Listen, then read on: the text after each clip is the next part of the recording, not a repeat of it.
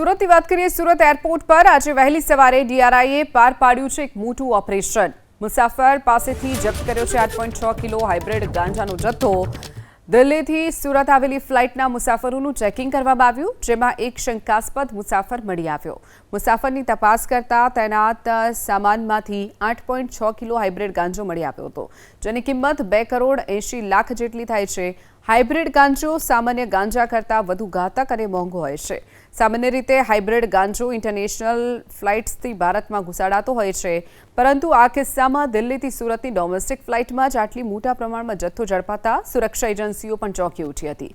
પકડાયેલા મુસાફરની પૂછપરછ શરૂ કરાઈ છે। મોટા ડ્રગ્સ રેકેટનો પર્દાફાશ થાય તેવી પણ શક્યતા।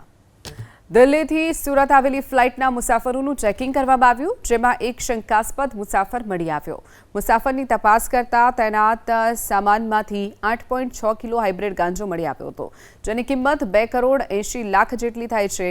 હાઇબ્રિડ ગાંજો સામાન્ય ગાંજા કરતાં વધુ ઘાતક અને મોંઘો હોય છે।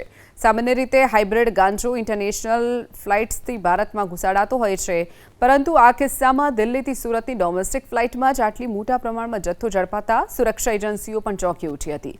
પકડાયેલા મુસાફરની પૂછપરછ શરૂ કરાઈ છે। મોટા ડ્રગ્સ રેકેટનો પર્દાફાશ થાય તેવી પણ શક્યતા।